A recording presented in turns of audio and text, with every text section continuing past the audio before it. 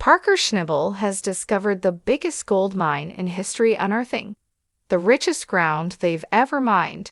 This groundbreaking discovery could redefine the future of gold mining. We're currently at 6,988 of gold. How did he achieve this? Stay tuned for a detailed exploration of this momentous event. In the meantime, Mitch Blash, Parker's right-hand man, is tasked with mining a record-breaking 90 acres at their Yukon operation within a single season. Despite the daunting scope and the end of the mining season looming, significant progress has been made with approximately 52,000 ounces of gold already extracted from 60 of the target 90 acres. However, challenges persist as the team continues to face difficulties with machinery and weather conditions affecting their efficiency. Notably, the grizzly bars in their wash plant Big Red have malfunctioned, demanding immediate repair to avoid a complete halt in operations. After a strenuous 6-hour repair job, the plant is back in action,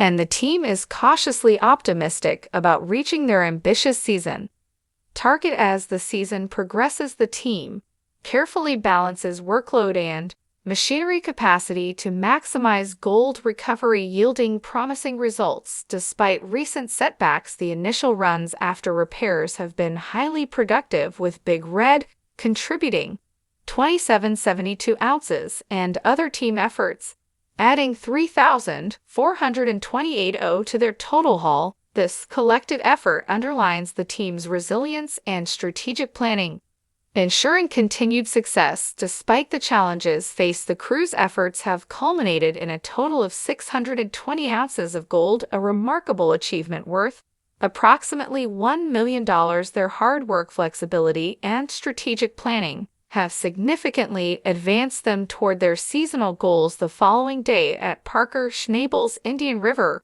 claim, Mitch Blash faces the challenging task of processing a mound of PID dirt before the season ends, with both wash plants Big Red and Slucifer operating around the clock. The pressure to keep them functional is immense. Mitch decides to promote one of his newer crew members from operating a rock truck to managing a loader, emphasizing the importance of a positive attitude in maintaining efficient material flow. However, the relentless pace soon leads to mechanical issues, with Big Red halting operations at a critical time. Parker is returning from Alaska, and with Big Red down, no gold is being processed, halting revenue.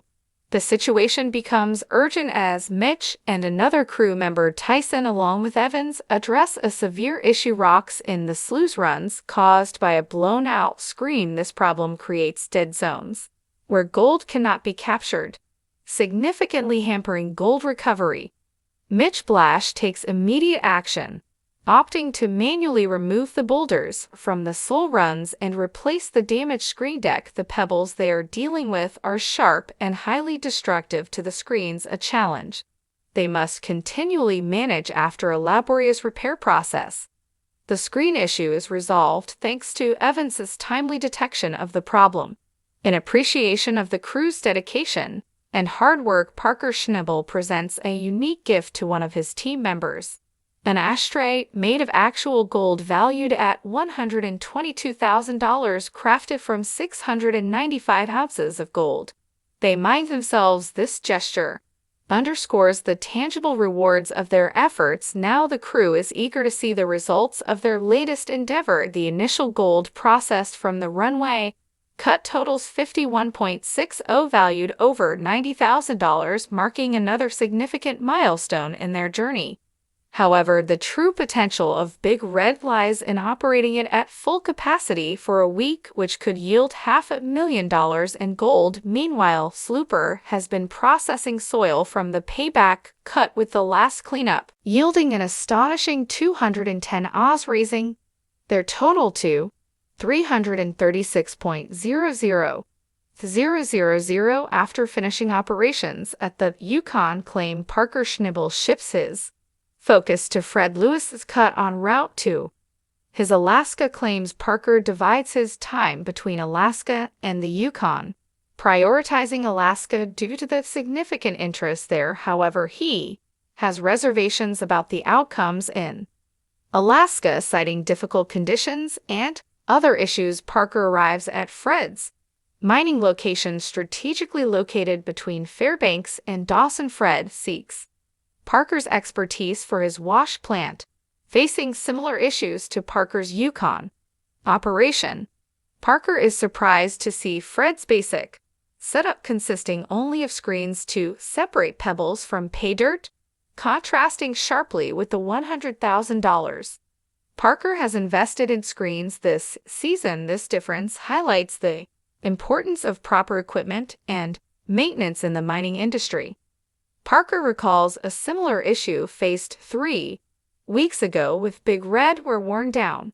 Shaker deck screens allowed huge boulders to bypass the screens and reach the soil runs, obstructing water flow and preventing gold capture. He emphasizes the critical role of the wash plant in the mining operation and is disappointed that Fred has not maintained his equipment better, as neglect can lead to significant losses in gold output. A few weeks later, the team faces a challenging task of transporting the fully assembled wash plant as the season draws to a close. They don't have time to disassemble and rebuild the facility as they begin moving it. The soil runs shake violently from side to side, a reaction to any small disturbance being magnified.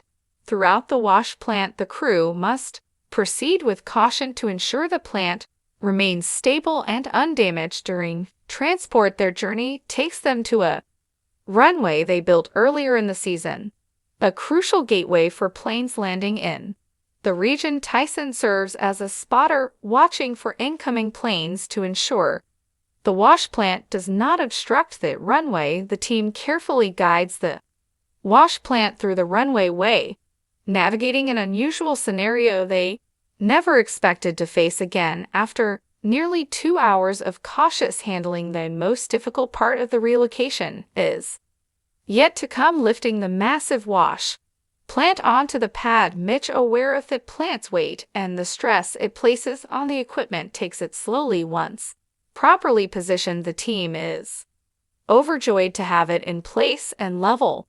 They are excited to attach the 12-ton super stacker that feeds material to the plant and started running. Mitch shares his joy, claiming this is the first scoop from the Panama Canal to pass through Slooper as the season progresses.